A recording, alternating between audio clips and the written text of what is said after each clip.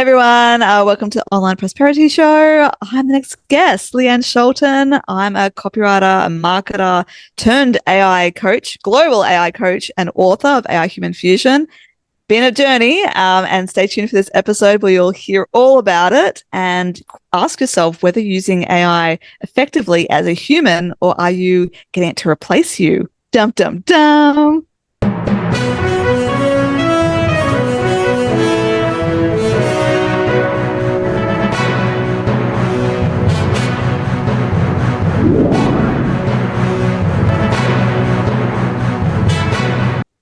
Now, ladies and gentlemen, welcome to yet another exciting episode of the Online Prosperity Show, the number one place to get exclusive behind the scenes insights into how change makers are solving big problems in business, life, and growth. I'm your host, Prosper Taruvinga.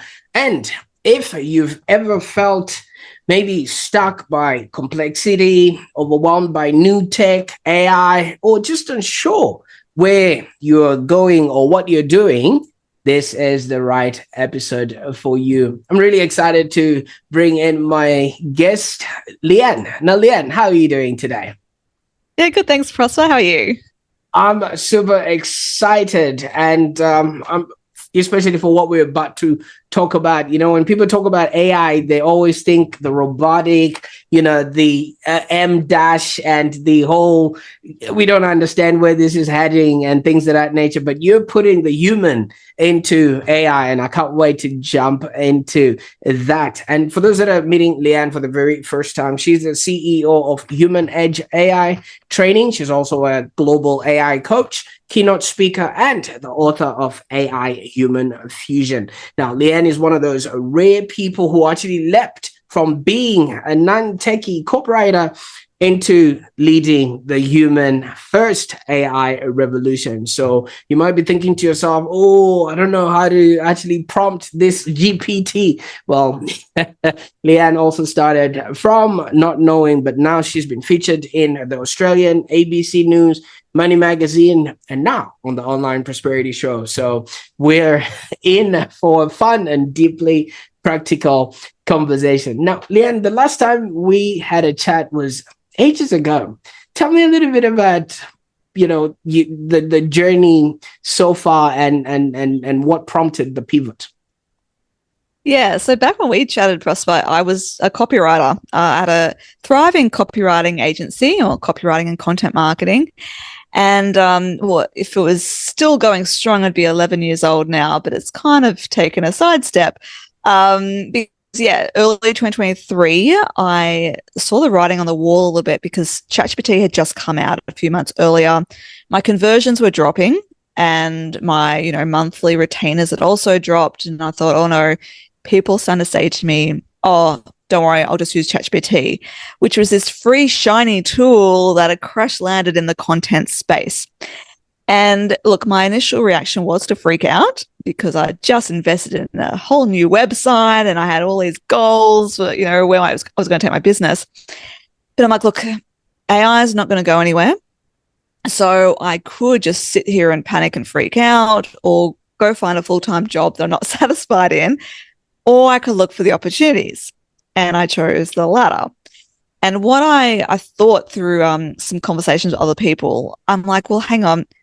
My background is writing. Like I've been a writer since I was a kid. And, I've been in marketing for a good 8 years or so. Surely there's some opportunity here because ChatGPT is all about words, like in terms of prompt engineering. And then it spits out words. And I thought, I know words. Where can I fit into this space? And I initially just thought, maybe I, can't beat them, join them. I'll teach people how to create quality content with AI because they're going to do it anyway. Don't fight it. And so I put on a webinar and I gave myself a whole month to learn as much as I could about ChatGPT and prompt engineering. And the webinar was how to use ChatGPT and still sound human. And I had 150 people sign up for it, 70 tune in live, and then within a few weeks I was in the Australian and I was invited to speak at networking groups and at conferences, and I thought, okay, I'm onto something here. People want to know how to stop this robotic, lifeless content from sounding more human and actually giving them quality output to fulfill all those promises of productivity and efficiency that AI gives. And that's how I started. I just thought, well, I know marketing, I know copywriting, I know what good quality content looks like. Too many people, like all these, some coaches, were jumping on the bandwagon of AI. Oh, here's 1,000 prompts at $57. And I bought one of those, and it's fine. Okay, here's a prompt. But there was no one telling you what to do with the output. No one telling you how to customize it or add context so that it was actually relevant to you. And that's what I started doing. And that's how I spent most of 2023, just teaching people how to customize their tool, which I'm still teaching now, by the way. People still don't know that can happen. No, that's even a thing. Training the tool, because this is the first time that non-techie people have access to a software that we can customize and make our own. We are so used to, like, we don't know coding, so used to just grabbing a piece of software and using it, or just, using it like Google, just give me stuff, that we're not used to going, okay, how do we make this tool actually become my assistant and an extension of my human experience expertise? And so I started training on that, and I'm still training on that. But then somewhere along the way in 2024, I realized there was a much bigger thing at play here. And there was still this fear mongering about being replaced by AI and people freaking out about that. There was all this hype from my AI enthusiasts overseas about AI first. Like, oh, you want an AI first business and put AI in every system and process and automate everything. And I was like, ugh, I don't like the sound of that, especially when all these humans are worrying about the future. And I started then, pushing the human first approach. What if we put the humans first and we look at how the humans can fit in and the tools support the humans? And just that flip of thinking, that then led to my book, AI Human Fusion, because I also wanted to write about something that wouldn't be out of date really quickly. And in the AI space, things were moving so quick. And I thought, this is what I need to do. This is a conceptual book that will be relevant for many, many years to come, because it's all about the mindset with AI, like not getting lazy, not being over-reliant, actually looking at security, actually looking at legalities, looking at how your team's impacted, looking how to train it, looking how to create a future-ready team work culture. And yeah, my books had really, really great feedback from everyone who's read it. It's non-techie, conversational, and it's, it basically you hear my voice. I've got my personality, and it's very easy to read. And it just makes it approachable, like this whole AI thing that's otherwise it's hype and overwhelm for so many. So my goal is to really push the hype, bring the humans to the forefront, and let us all calm the farm and realize this is where AI should sit, this is where it shouldn't, this is where humans should take over, and everything like that. So that's kind of a long-winded way to say, it's really evolved. And now, towards the end of 2025, I'm a sought out keynote speaker. I'm doing team training in bigger organizations now, getting all the teams on the same page, because everyone's just all over the place still. There's still managers and leaders going, here, just go be productive, go use AI without any clear direction. And it needs to be just like WHS. It needs to be something that's embedded in day-to-day life and not just this thing you just use willy-nilly and not think about properly. But that's where I've come from. I'm absolutely loving it now. I do a little bit of copywriting on the side, but mostly my own stuff. But this has become my real passion, just because I feel like I'm on this mission to help humans and humanity survive and thrive through AI, and not just become these blobs that can't think for ourselves. Oh, it's a good thing we've got people like you that think, in that sort of way. And thank you so much for obviously opening us up with all of that. Now, you did mention as a kid you were into writing. What sort of writing were you doing? Was it like class reports, or were you just writing the names of all of those that were making noise in the class? I love doing short stories, and I started around year 3, I think it was, maybe it was year 4. I think it was a gift I got from the Chris Kringle thing at the end of year 3, and that kind of, I thought it was a nice little notebook rather than being another journal, because I had so many of those. Let's write short stories. And yeah, so I wrote short stories. I don't think I could actually write a fiction book though. This is too much involved with character development and plot lines. And I much prefer write nonfiction, which I have with obviously AI Human Fusion. But then I did write a children's book as well earlier this year that my dad illustrated because he's a retired art teacher, visual arts teacher. So having said that, I can do short stories again. I think that's fine. And it's called Shopping for a New Mummy, about a little girl has a little tantrum and that's it, mummy. I've had enough of this. I'm going to the mummy shop to buy a new one. And then she has paraded in front of her between A to Z, acrobat through the zookeeper of mums to choose from. And spoiler alert, she chooses her own mum in the end. It's like a grass is always greener type thing. But yeah, so I've done that as well earlier this year. I think my dad's keen to do another collaboration. But yes, I think it's that writing in me, like it's always been part of my identity. And I guess, look, that's been a little bit of a crisis because when the AI stuff came up, I'm like, but writing's always been my thing. And if I suddenly can't be paid for that, what else? Like I finally found my dream, like business or dream job. What else is there for me? And now I've just found this new thing. I'm like, well, I can still write, but with AI and the strategic thinking that I put into it, and it's because people worry about that creative and critical thinking being lost because of AI.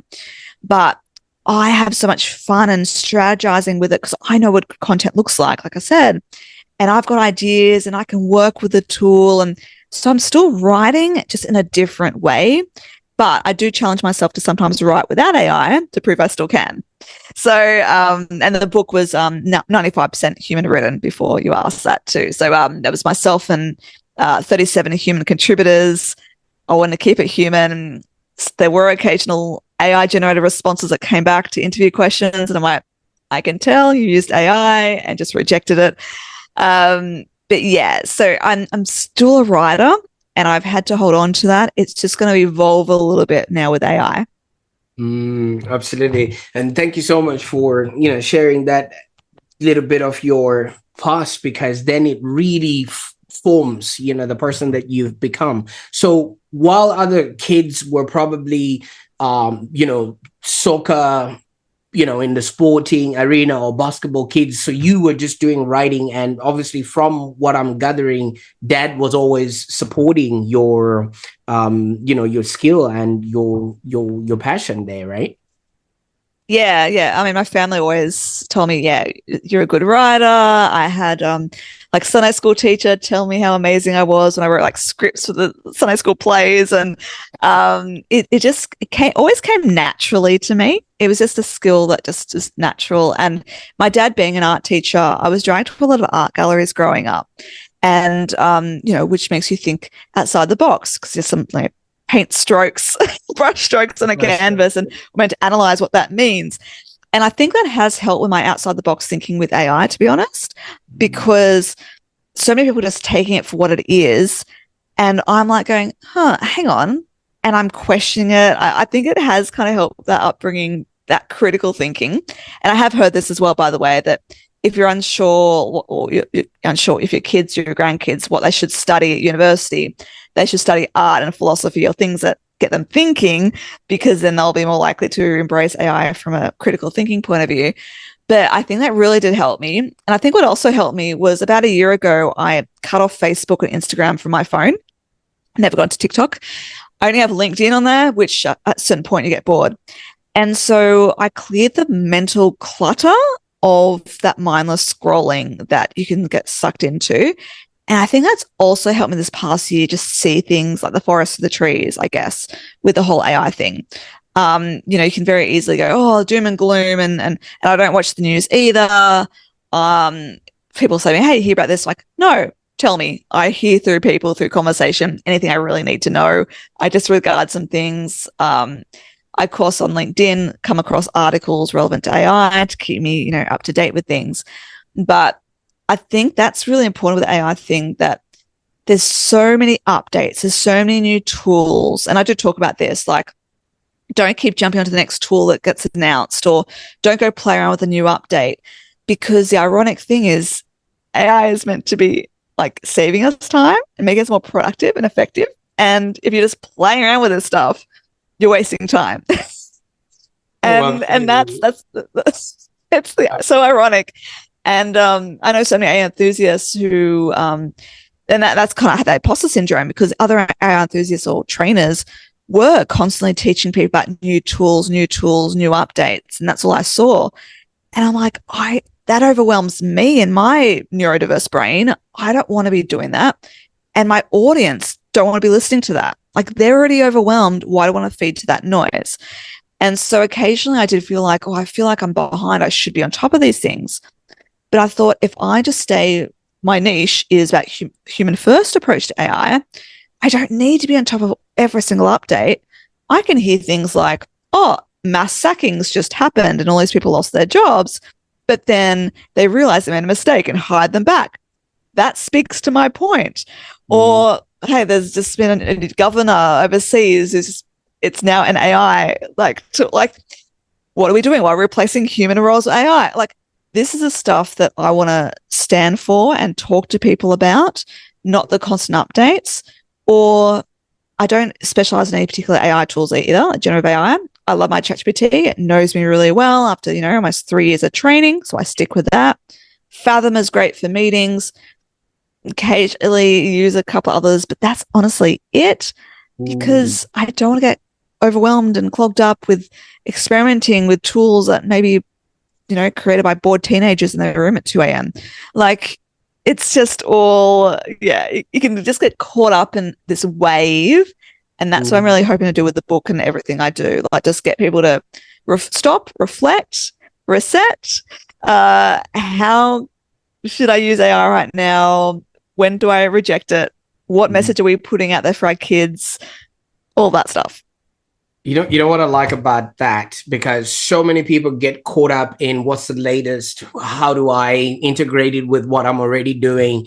And I've always asked people, right now, if you go outside in your driveway, the car that you're driving, is it the latest of the range that you're driving today? Or the phone that you actually have, is it the latest of the range that is possibly available today? The laptop that you have, is it the latest of the range that you're using? Half of the time, I think I've had this laptop for about 8 or so years, and I haven't really changed it because we're not really using,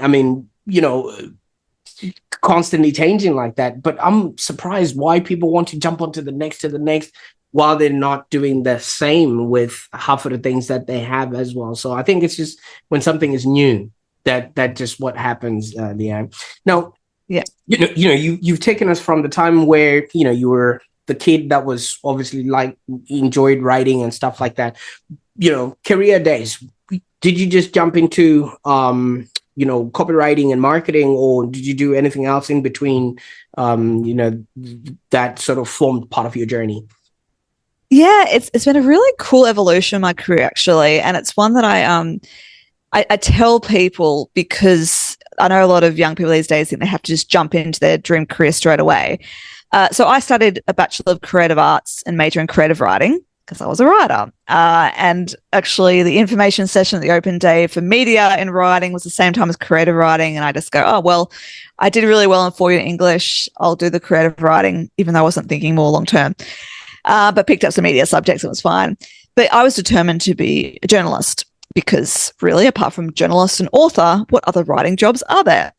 And I did work experience at multiple places. I was so keen to get in, loved it. But there was this element of write an article, rinse and repeat, go write another article. And I'm like, oh, okay, not sure if that is for me. We'll see what evolves. And my very first job out of uni was actually a telesales job for, it was called True Local, an online business directory, which I think still exists. I don't know. But yeah, and look, I hated making cold calls. It was the worst, but amazing skill set learned from being on the phone when so many people these days hate the phone. And I could speak to, and being a business directory, I spoke to plumbers, to lawyers, and was able to then speak to anyone, regardless of their background. I just kind of molded myself based on who I was speaking to. And look, after a while, I think maybe 9 months or so, I got into more of a account management role. So more about existing clients, which I loved much better because it's more of a problem solving, helping the humans. And so I really, I thrived in that, but ultimately I didn't want to be in sales. Like I want to be in writing. And then this internal role came up. It was like an internal communications. It really was a nothing role. They hadn't properly fleshed it out. Honestly, it was more of like a support role to sales, like creating sales materials, like written materials, a staff newsletter, helping with some sales incentive events like one to Luna Park and some fun games like pie throwing at the sales manager and stuff. And I love that. I love the creativity of it. So that kind of gave me a hint of what else was out there. Was made redundant. And even though I'd applied for an internal PR role and I just studied PR, they're like, no, we want someone experienced rather than someone who's been at the company for 3 years. So I moved on then to a not-for-profit, which was a disability organisation, Achieve Australia. I loved it, working with adults with intellectual disability, and that was in the marketing team. And that's where I started getting a taste of marketing. I did marketing communications. I helped with event planning. I helped with some PR stuff. There was a great mix of stuff. And I'm like, yes, marketing communications, that's my role. That's the type of thing I want to do. And then that ended because I had an opportunity to step up, and then when my manager left, and then stepped down again when I got a new manager, and I didn't like going backwards. So I then moved on to Macquarie University, where I worked in a marketing team and got to really fully own marketing and learn about marketing campaigns, worked for all the different areas on the campus, from sport to the food to wherever. And that's where I really just, my passion projects were like becoming the editor of the sport magazine. And I finally got to be a journalist, and ultimately that was my last full-time role before my business, because I had my daughter and I was working part-time hours, but it felt like full-time work crammed into those part-time hours. And I'm like, look, after 9 months or whatever it was, I'm like, no, I think it was 6 months actually. I think I need to go out on my own so I have flexibility around my family. And I did find a contract that was 3 days a week. Marketing, comms, copywriting was basically what my business was about. And my business, by the way, was just meant to be about newsletters, because that's what I was doing on maternity leave, doing newsletters with sport clubs. And I'm like, oh, maybe that's something. Turns out businesses don't want that. They want a website copy and articles. I'm like, oh, I can do that. Cool. And that's where Right Time Marketing began. And it's September 2024. And it was my dream job. I mean, I had to learn about having a business, but I just feel like I was always meant to be a business owner, because all these things just came together. I was ambitious. I tried things. I just, I had some fails, but I had a lot of wins. And I hit my stride. I had subcontractors. We were making, 6 figures. And that's then, when I started to decline with AI. And I'm like, okay, now it's coming to its end. I'd already been in it for a while, had run workshops and things too. But so my journey, I think every role I had has all helped. So I was able to convert on the phone my business a lot easier because I had the telesales. I'd worked at not-for-profit. I'd worked for a uni. I'd worked with students and working with intellectual disability adults as well, about the empowering language and, think about neurodiversity and all this kind of stuff too. And all these things, I picked up all these skills along the way, which has just then helped me with how I think about my business now with AI and thinking about the people, because all these roles always had to think about the people, what their needs were. And I've never studied psychology, but maybe I will one day. I've always just loved thinking about how people think and trying to empower people to be their best selves. And that's just in my personal and business life. And I thought, all right, with AI, I want people to feel empowered and actually help themselves, not shoot themselves in the foot by using AI out of laziness. And that is what I'm seeing. And that's what I'm trying to stop people from doing. Going, okay, no, you're over relying on it now. Where do you see yourself in 5 years? Do you see yourself not being able to make a decision at all or any kind of brainstorming? No, then stop now before it becomes this habit. And so it's been a really fun journey. And I feel like I'm where I was meant to be. Absolutely. And you know what I like about that? I mean, obviously, you talked about the phones, because when you're speaking to someone on the phone, you literally have to convince them, first of all, to hear you out, hear what you've got to say, and then follow through with whatever it is that you're talking about. So that's a lot of speaking and communication and thinking on your feet that needs to happen when that is actually happening. And couple that with being able to write, because if you're writing to someone who's not in front of you, and you're meant to convince them to go on ahead and do whatever it is that you're going to be doing. So that's like powerful package that you had there, plus the cross section of the market that you had to deal with. If you're speaking to plumbers or roofers who are on top of a roof and things like that, and then going on to the charity work that you're doing, so it's like different people, and you really getting your message across, which really empowers you to be the one person who's now leading the human side of artificial intelligence. But when AI started coming in, you did say your business was in decline and things like that. Didn't that sort of scare you at all, that, oh, this is now not looking good? I mean, all these other times you were able to sort of pivot, do certain things because, maybe a position opened and then it sort of worked out like this. But this was like goods train just plowing through. Yeah. I mean, I can say, look, COVID, as bad as it was, it did teach us that nothing is safe and comfortable. And because I'd planned with the local council to run like all these series of workshops and things that year. I think it was 21. And they said, okay, obviously with lockdowns, we have to turn it all online. I'm like, well, I've used Zoom for meetings occasionally, but surely I can just combine my Canva slides and Zoom and throw together an online course. Yeah, no worries. And I did. And it worked out really well. And all these people, like I was paid, but they came for free. And like 100 people came to this digital marketing course online. And so I kind of got used to thinking a little bit outside the box and just seeing what happens and kind of taking those gambles and see where they go.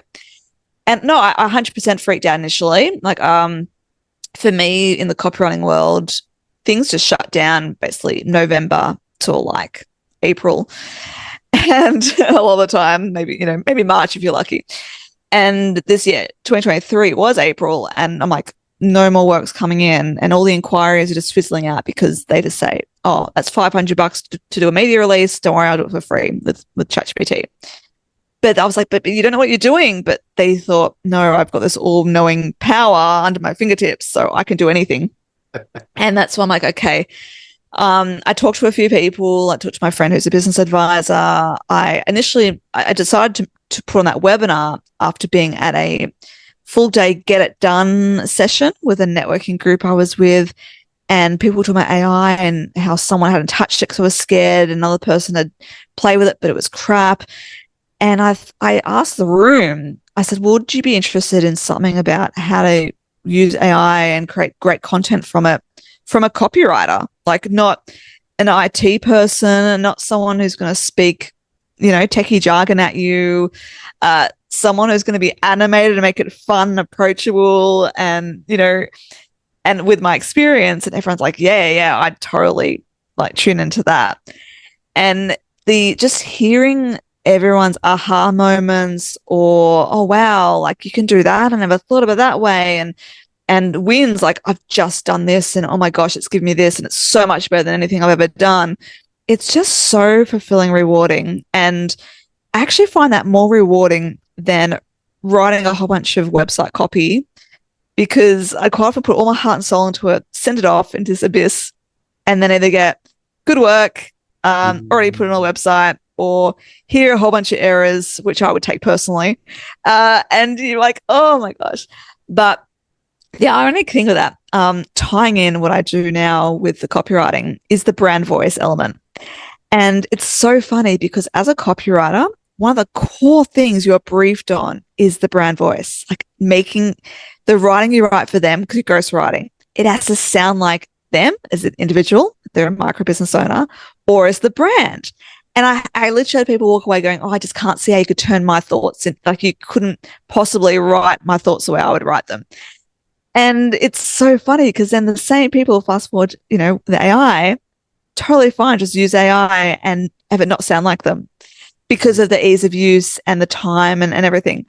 And I'm like, you've just forgotten about the value of sounding like you, and people want to connect with you, and there's this whole disconnect if you put out this robotic, lifeless content, which everyone's developing a sixth, seventh sense, whatever.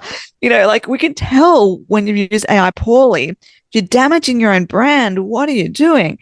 And that's something that I do remind people of. Like, remember, it needs to sound like you to actually get any kind of quality, like, output, quality results. And I have seen some people who are at high positions who are using AI for their thought leadership articles and things. And I'm like, I can tell you've used AI. You may have thought that you've trained it well. This still sounds generic and lifeless and soulless. There's no depth to it. I can just tell why you're doing it. Like, I just lose this trust in the brand when I see it happen. And so that's, people to just just make sure you don't fall into this trap of, I'm being productive, how much time I'm saving, how good is this for me, and forgetting about the people on the other side. And that's also what I talk about in the human first thing. Like, just think about the humans who are receiving it, whether they're in your team and getting your dodgy AI generated briefs, or it's your customers getting your dodgy, robotic, lifeless content. We need to be respectful of the people who are reading it, because if you don't put the effort into writing it, why should they put the effort into reading it? And that's a really important message you want to get across. Absolutely. Now let's talk about what it is that you're doing now, and how you're doing it, because you call your approach human first AI. And first of all, what does that actually mean? Does that mean people just write out and then ask ChatGPT if what they've written is correct, or how does that sort of work in real terms? Yeah, so it's a couple of things. So first of all, it's not having AI to replace you. It's about AI amplifying your human experience and expertise. And this is where I'm seeing that people are just replacing themselves, replacing their thinking, going, oh, give me the answer to this. Like, yeah, using the message bar the same way as Google. What's the answer to this? Write me this, do that for me. And without a second thought, just to get a job done, right? Done is better than none, and I'm like, okay, but how is that serving you in the long run? How is that serving your brain? Is it all that stuff is just patterns from pre-existing content? There's no original thought there. That's not you. Why are you doing that? Just because you can doesn't mean you should. And so what I teach is, all right, like, I personally, when I use ChatGPT, it never uses what's pre-trained with. I give it my workshops, my articles, like past articles. I give it my keynote scripts. I give it my manuscript, certain chapters, and then I give it clear direction. Because me as a human, I know what I want it to do for me. You've got to think about that. Think about how you want to serve you. And a treat like a servant. It is kind of a servant, but be nice to it too. But how can it actually serve you? So I give it my content, then say, can you now create an outline? And then I review it, I assess it. So my human brain, my human critical thinking is working at all times, going, okay, I like that, don't like that, bit of repetition there. Are you hallucinating? Was that actually my materials? Like, questioning it. And then getting to write bit by bit. All right, can you just now write the introduction? Okay, now here, I've tweaked it. Here's a revised introduction. Now draft next section. Okay. And so it really needs to have the human involved in it.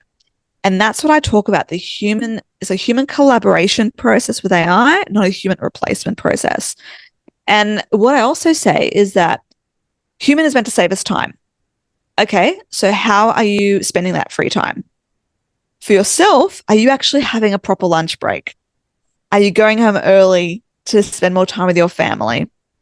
Or if you're planning your holidays with your family and stuff, good, get the planning sorted so you can get back to family time rather than being on the computer for hours and hours doing planning.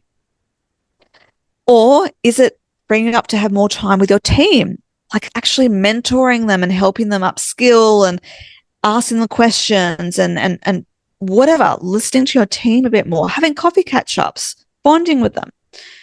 Or is it giving more time to actually connect with your clients, whether it is picking up the phone to old clients and having a chat, having coffee chats, and don't feel like you're wasting time because you know that you've got this spare time? So it's also about human relationships and human connections, not just amplifying your own human experience expertise with a tool.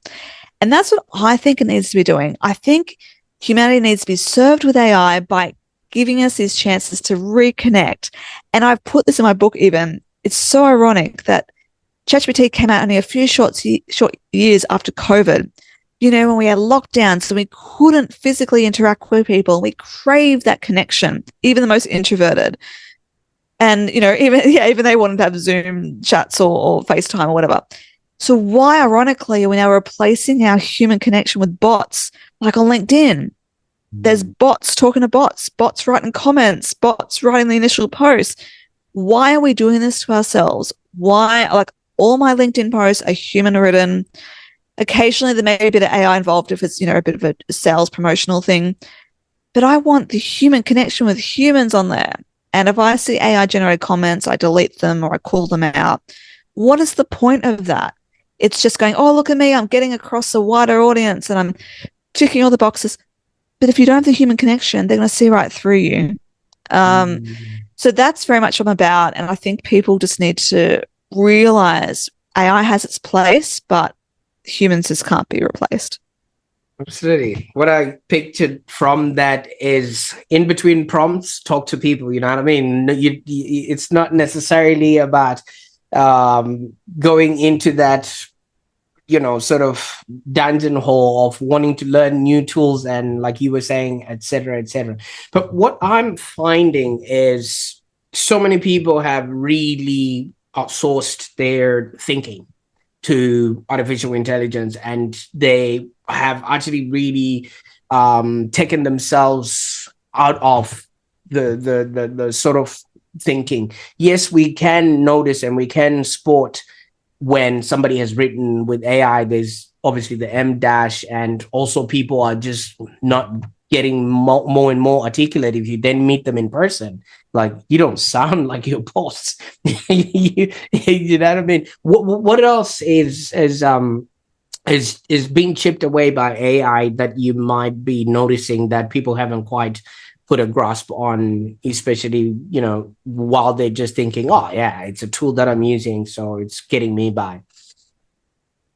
Yeah, it's really just I mean, most of that's covered it already, but like it really is replacing yourself and your thinking. I spoke to someone recently and I'm like, oh, how are you using AI? She goes, oh, AI just rules my life. It gives me my workout plans, my food plans. It helps me do this and this and this. And I'm like, that really is a concern. And from like a business owner point of view, remember why you got into business, and remember, like, I have passion for what I do. I don't want to have AI replacing all my phone calls, because you can't get AI to make phone calls, right? I want to have the human phone calls. I'm not going to get to completely replace, like doing a podcast. I could very easily just write a script and get, I've trained 11 labs, or my colleague has trained 11 labs to sound like me for an audiobook version of my book, right? I could so easily go, oh, we know how to do that now. Great. All my podcasts now can be AI. I could very easily, but actually enjoy the process of getting on a microphone and recording a podcast. Like, I've just released a new podcast, the AI for Busy Leaders podcast. Like, I love doing it. And so just because AI is available to me doesn't mean I should use AI. And you shouldn't feel pressured to use it as well. And so just go, okay, how do I want to use it? I often think it's great as a starting point. You can't, if you're procrastinating about something, you're overthinking it, get AI help. Like, all right, I want to write an article on this, going through a bit of brain fog. Here's a dump of all I want, like, I want to include in it. This. Here's some materials, or can you research some materials? It gets started. And then what you do is use that like dopamine hit of what it gives you to then use it as fuel for your creative and critical thinking. And too many people are getting excited by that initial buzz, going, oh, how good's that? I'm just going to publish it. I wouldn't change anything. How amazing. And boom. And it's very hard as well, if you're tired or burnt out, to see clearly and realize that it actually doesn't connect with you. There's repetition there. You can't see it. Like, I've been guilty of that too. So you're better off, if you did want to do that, all right, give it a day, look at it again the next day, and just see if it still resonates, because it probably won't. But yeah, ideally, you should be going, great. First draft or first outline, amazing. I've gotten over that white screen of death. Now I'm going to take over. And I don't think enough people are doing that. I think they're all like shortcuts, fast paced world. Everyone's busy, busy, busy. Gotta like do this as quick as I can. And having this conversation on LinkedIn the other day that computers were meant to save all this time. All the, microwaves, washing machines, all these things are meant to save time to free us up, but we're still busier than ever. And so I think people are seeing AI as the next thing to be the solution to our busyness. But you know what? Go sit down and have some time to meditate. Work out, do I really need to waste that much time on social media scrolling? I smashed out a book in 2 days over the long weekend because I'm putting my phone down and reading. Oh my gosh, when was the last time I did that? You as a human have a choice. You can choose when you use AI and when you don't. And I think just be very mindful of the usage and thinking as well, how is this affecting me? How does this affect the future me if I'm always asking it for advice, if I'm always going to it for everything? You're going to lose that muscle, use it or lose it. You lose that muscle of creative and critical thinking for yourself, of brainstorming, of coming up with your own ideas. We just need to go, okay, AI, maybe have AI free days if you're really finding yourself over reliant on it. Or go, I'll only use it for these tasks and I'll never use it for that. And I was really determined, I'm not using it for my book, but I did use it occasionally for starting off chapters that were about ethical, responsible usage, harder things. Can you draft 2 or 3 sentences? Great. Now my human brain can take over. And I was transparent as well. I actually have an online resource with every time I use AI for every chapter, how I did it, just to show people, I have used it occasionally. It hasn't taken over the process. And I think that transparency we need to bring to the table as well. When you are using AI, don't treat people like idiots. Don't think that you'll get away with using AI and no one will know. They will know, your reputation will be affected. Just don't do it. And I recently ran a masterclass on how to write a book with or without AI. And I said, yeah, don't just think, oh, I can write a book with AI. How good's this? Because I can, and I can do it in a day. And oh my gosh, how amazing am I? Will you feel the same sense of achievement? No. Will you feel like a fraud when people say, wow, such a great book? Yes. Don't do that to yourself. Use AI sparingly, bring your human brain in, and just don't do yourself a disservice of just handing over too much to the bots. I like that a lot because you're right. That's the reason why we are out here to create, because it's not that, labor of love that we then can go out and showcase that, look, this is what I created and it's my gift to humanity. Now let's flip it a little bit. There are those leaders or business leaders or entrepreneurs that are thinking, oh, maybe I might actually just get rid of a few of the hanger-ons that are on my team that can be replaced by artificial intelligence. What's your take on that? Because I've seen a lot of people do that and then renege on their decision, a little bit later on, having realized, thing. I have strong opinions.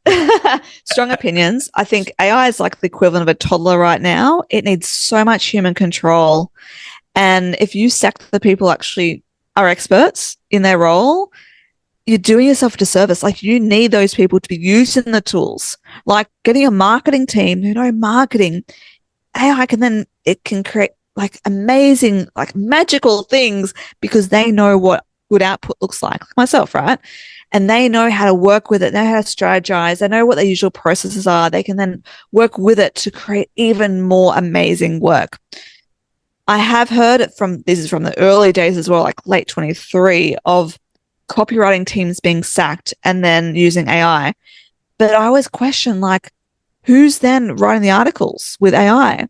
Are they the interns who don't know what they're doing and don't know how to assess it and don't know how to critique it? Is it the receptionist who is just going to do it as quickly as possible so she can move on, or she's doing it in between phone calls and all the other busy work? You need the human experts to be driving these tools. And you shouldn't be sacking people. I had this conversation with a guy once from another AI company, Mark Cameron. Basically, we should be hiring more people. We should be hiring more people because AI is dealing with all the annoying things that just take up too much unnecessary time, but it's essential work. And then, oh my gosh, we have time to work on those projects that have been on the to-do list for so long. And we can actually then hire in a project team to work on that now because all those other things are so much quicker to deal with. We shouldn't be sacking and cutting costs thinking AI is the solution because it really would just be a band-aid. And if there are people who are, if there's customer service issues, for example, and you think, oh, that's fine, we'll get all chatbots, we'll have all phone agents, we can replace the customer service team. Well, that's not going to serve you either because those tools need people to drive them and to check them. You're better off having those people run them, like I said. You're better off, though, in the long run, is going, all right, why do we have customer service issues? Do they need to be upskilled? Do they need some on the more like training in terms of how to manage the phone calls or some manuals and better systems and processes put in place for the humans? Don't assume AI is going to be the solution to all these kind of problems because it won't be. It will just add more problems. And I'm hearing about overinvestment in tools to do this. There's agents which are meant to be decision-making bots. I'm very wary about them. I wouldn't trust them to take over and basically research, then book, then this. I want to be checking it. I don't trust any of them. And look, at least now, right? A few years down the track, could be a different story.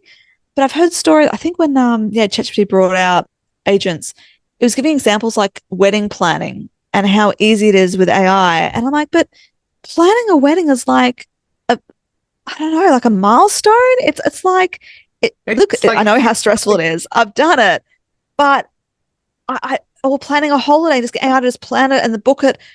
Isn't it better for you to be involved in the process and experience it, and then it helps anticipation and just it's like the book thing. You just remove that human involvement in the journey. Like it's not just about the destination; it's about the journey. And I think so many people just removing that journey, like just jumping to getting it done and moving on. And that's not life. That's not how we want to live our lives. Yeah, you're right. You see, you'll be at a wedding and then, everybody's name is written in a different way or, or misspelled because AI still makes mistakes. So you're going to have a bridezilla and a hallucinating ChatGPT now. Yeah. Zilla bots. Yeah. Yeah. Oh, I know. It makes you stop and think because and I do have the habits framework in my book because I think we need to build healthy habits with AI right now. Like right now at its infancy, we can determine what it turns into. If everyone's out there buying M.E.D.I.A glasses, which I guess they're cool, but privacy and just constantly having things, I don't know, that could very well be the future. But right now the technology is pretty crummy. Just jumping onto the shiny things that are being invented with AI. How cool is this? How cool is this? It's the shininess we need to watch out for. Because as humans, it's very easy to get caught up in that shiny new car. But like you said, your car is still functioning. You don't have to go and buy the new one just because it's there. It's the latest and that's what we need to be mindful of. Like I love that analogy. I'm going to use that now. We need to be mindful of that. We need to just go, okay, will this actually serve me or serve me 5 years time me, like 10 years time me? And your kids are watching. Like my kids don't use AI at all. There was some frustrating times with speeches at school. And I said, you can get AI to kind of help you brainstorm some ideas. No, Mum, don't want to use it. I'm like, cool. Okay. I'm all for it. That's fine. That's good. It's just, we need to be mindful right now. It's the mindset piece, which is what I talk about in my keynotes and my trainings in the book. The mindset piece is the missing component for so many people. Like, let's jump to the outcomes. How can I quickly get this done? But you need to think about the strategy and also the mindset to really have a holistic view of it all. Now, if somebody's watching this and they're thinking, okay, I think maybe I've been doing it wrong, or I've been driving this Ferrari with the handbrake on by just letting it do its thing, and for them to release the handbrake, what would you suggest, and where can they go on the internet to find you, or what resources have you got going that people can maybe start with? Yeah, well, first of all, you're not alone. That's like 90% of the population, so it's fine. Yeah, you can come check out my podcast, AI for Busy Leaders, which I just launched. My website is humanedgeai.com. Come check out that. And you can have a human conversation with me on LinkedIn. That's my main platform. So just look up Leanne Shelton. You'll find me pretty easily. And of course, you can grab my book as well. So if you want to just kind of get an entry level understanding of how you can get your mindset in the right place. It is, yeah, it's a non-techie, human-first approach to AI for busy leaders. So it's very accessible. You can read it probably in a weekend if you just sat down. And it helps you train your tool as well as think about if you do have a team, how you can train your team and get them all on board. And it's just take, don't worry about taking that baby step, just that little step forward and going, okay, I've been doing this way. I can now understand after listening to this, watching the show with Leanne and Prosper, I get that I need to think about AI differently and just start having those conversations with your team or with other business owners at networking, see what others are doing, but just try to keep it human. That's my little hashtag keep it human. Just remember that you need to make the right decisions right now of your AI usage, build the right habits, and then you'll be okay. Oh, absolutely. It's all in the habits, right? And obviously, it's actually more to do with what not to do than what to Yeah. do. From what you have said is if you give it the right information and you then, like my little daughter likes to say, you put your whole self in, you put your whole Yeah. self. Yeah. And you just do the roly poly with ChatGPT. That's all it's all about. Now, Yeah. I'm really excited for all of this. And I did obviously place an order for your book. It should be arriving. I was hoping to have my own copy by the time we had a chat, but obviously I didn't notice when you had booked already. But that's really exciting. But yeah, definitely I will be a big champion of that, because in as much as we want to move ahead and keep doing things, you've mentioned the shiny objects. So many people are going to be run over trying to pick up the shiny objects in the middle of the highway. You know what I mean? And you don't want to be there. Just stay in the lane that you are in, and it will still obviously produce work in such a human way without you trying to overstep yourself. Now that you seem to be the queen of pivoting and moving into different sort of genres, even though you're still in the same lane, what's next for HumanEdge AI? What should we be excited about? What you're working on? I mean, obviously, I know you're not at the cutting edge, but you are at the human edge of AI. What's in store for us now that you've brought us into your world? Yeah, I love to start doing some research into AI in youth. So looking at education, I've already started talking to Macquarie Uni about what they do or what's going to happen next for primary school kids, high school. Looking at careers, looking at relationships.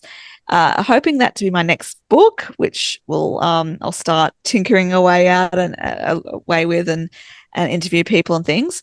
And otherwise, yeah, continue with my keynotes and team workshops into the new year and developing my podcast. I think it's just, especially in Australia, we're a bit slow to get on board why AI training is so important. And I think it's slowly starting to happen. Like people are going, oh, okay, I don't know what I'm doing. Because before it was just like, oh, yeah, I'm good. Until they realize, oh, I've just been using like a Google search bar, asking demands and not training it up. Okay, now I get it. Or my team's all over the place. Some are using Copilot, some are using ChatGPT, some are ignoring it, some are, and yeah. So I look forward to it exploding a bit more, I guess, in 2026, especially after people have read the book, recommended the book, and everything like that. So exciting times. I'm hoping to get some more trainers on board. I've already had my colleague who's an ex-lawyer. He's going to be running a training for a law firm because I'm like, look, you know what they know more than I do. You're a better fit. And we'd love to build my team so there are people for different industries or who are a bit more hands-on with, oh yeah, I know how to build agents really well. Great. We'll bring you in for that kind of training because it just overwhelms me trying to learn about that stuff. I just want to talk about more conceptual and strategy, the mindset and basic training. but all this nitty-gritty tech stuff, not me. I prefer to get other experts on. And hopefully as things grow, that will be a possibility. So watch this space. Absolutely. And thank you so much for finding your lane and sticking to it. Because I also vouch that this AI roller coaster, I'm a little bit too short to jump on this ride. So I'll hang tight. When it's figured out itself, then I'll go into whatever is available. But with the tools that we have right now, I think we're home and dry. So now, thank you so much for sharing your journey and your insights and just the stories behind the success that you have garnered. What a ride. Yeah, a little bit. I forgot what my comfort zone looks like, Prosper. I have no idea what that looks like now. I'm just constantly out of it. Great stuff. And for everybody that's watching and listening, I hope Leanne's story just helps you see, that the path could be messy, but there's always meaningful transformation if you apply yourself. So if this episode lit something inside of you, either it's curiosity about AI or what to do next in your career, or just clarity on certain subjects, I encourage you to reach out to Leanne. I'm going to put all the links in the show notes there so that you can connect with her. And I also encourage you to share this episode with somebody who just shared with you the latest prompt that they gave you. That person might actually be cruising for burnout, as Leanne has just mentioned. We don't necessarily need to be on top of everything else. We need to actually use it in such a way that it is a tool, not making us a fool. So I can't wait to see what you're going to do with this information. And Leanne, thank you once again. And for those that are watching, thank you so much. Bye for now.